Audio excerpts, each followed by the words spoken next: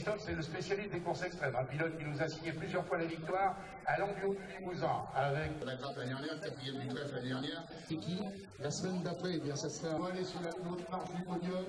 Tu nous fais aussi du motoclub du lac, le deuxième l'année dernière sur cette Aveyronnaise en National 1. Bonjour, Didier Cirque, président de l'Aveyronnaise Classique. Donc, je suis organisateur avec Jacques Mouly de l'édition 2014, c'est la 12e. Et on va pouvoir se déplacer sur l'Aveyron sur 700 km avec, comme d'habitude, 4 spéciales par jour. Donc ce soir, une spéciale nocturne en plus. Et ils vont partir de Rieux-Pérou, direction La Fouillade, premier jour. Deuxième jour, La Fouillade, Bozoul. Et Bozoul, Sainte-Geneviève-sur-Argence. Bon alors, il y a combien de participants cette année? Cette année, nous avons 485 pilotes qui vont faire le départ. Donc c'est une bonne année, les pilotes ont bien répondu. Nous avons des pilotes top inter et même des pilotes automobiles vraiment très connus. Et donc nous avons des pilotes, on va dire, lambda qui viennent se faire plaisir, découvrir notre région. Bon, alors au niveau de Rieux-Pérou, je suppose que c'est quand même un sacré apport cette course? Oui, quand on arrive sur une ville comme Rieux-Pérou, nous arrivons à quasiment 500 pilotes. Il faut multiplier par 3 avec leur assistance, parce que c'est vrai que le pilote il vient, mais il lui faut une assistance. Donc, souvent c'est la famille, c'est leur épouse, leurs enfants, le frère, le cousin. Donc du coup, il y a beaucoup de monde qui vient sur la ville. Et ça fait une caravane de 2000 personnes à peu près qui suit l'Aveyronnaise. Bon, et alors au niveau de vous, l'organisation, je suppose que c'est pas de la tarte chaque année? Donc l'organisation, c'est une grosse organisation parce que en plus on se déplace sur le département. Donc aujourd'hui on est à Rieux-Pérou, on est 80 bénévoles sur les 3 jours. Donc pour nous c'est quasiment 4 jours parce qu'on est là depuis mardi jusqu'à dimanche.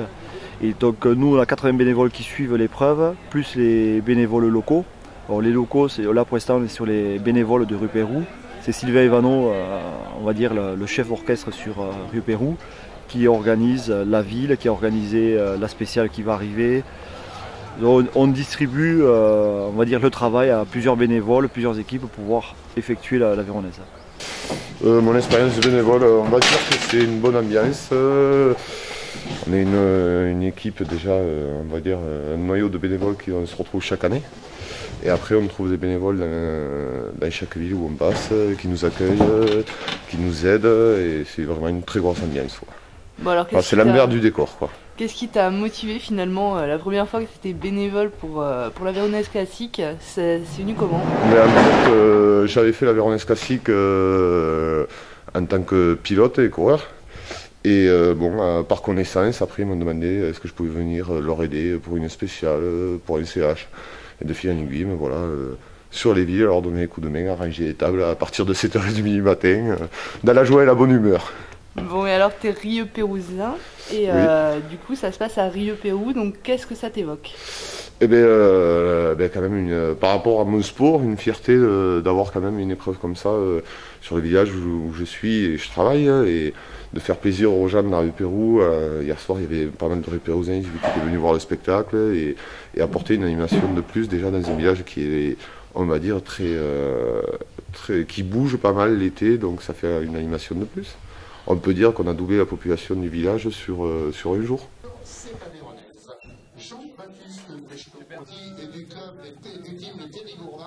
Alors Germain, bonjour. Bonjour. On te retrouve aujourd'hui sur la classique aveyronnaise. Donc tu as changé d'outil motorisé? Ouais, j'ai changé. Effectivement, il y a toujours un moteur, il y a toujours des freins, il y a toujours l'accélérateur, mais par contre, il manque accessoirement de roues. Et obligatoirement sur 2 roues, ça tient moins bien l'équilibre que sur 4 et je suis beaucoup moins à l'aise. Mais bon, c'était un défi qui me tenait à cœur. La compétition moto me plaisait depuis longtemps, mais je ne pouvais pas la pratiquer dû à mes contrats avec mes constructeurs. Et là, donc, depuis que j'ai plus de contrat avec les constructeurs, ça me tenait à cœur de pouvoir participer à une compétition moto. Bon, alors là, on est en terre aveyronnaise. Tu vas avoir des collègues, des amis contre qui tu vas concourir. Ah ouais.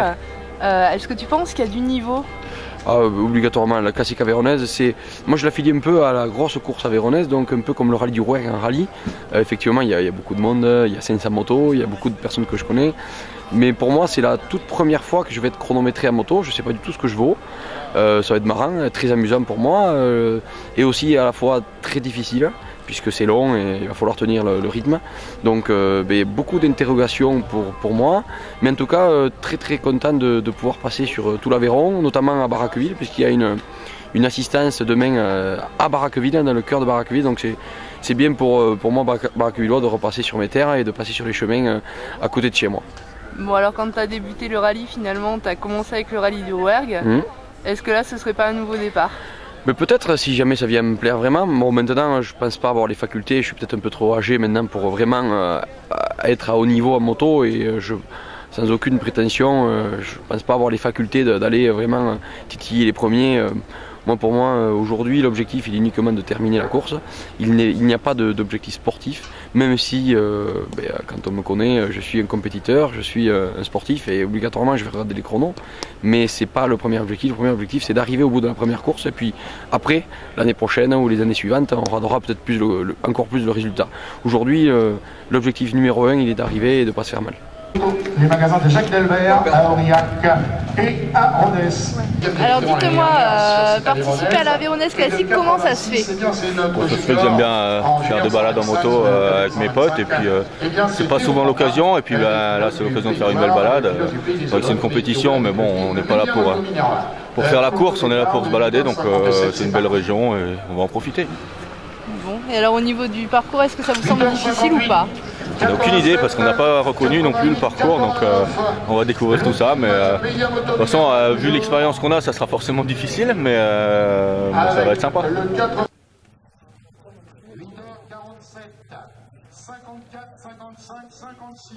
Qu'est-ce que ça vous inspire cette course de classique avéronaise?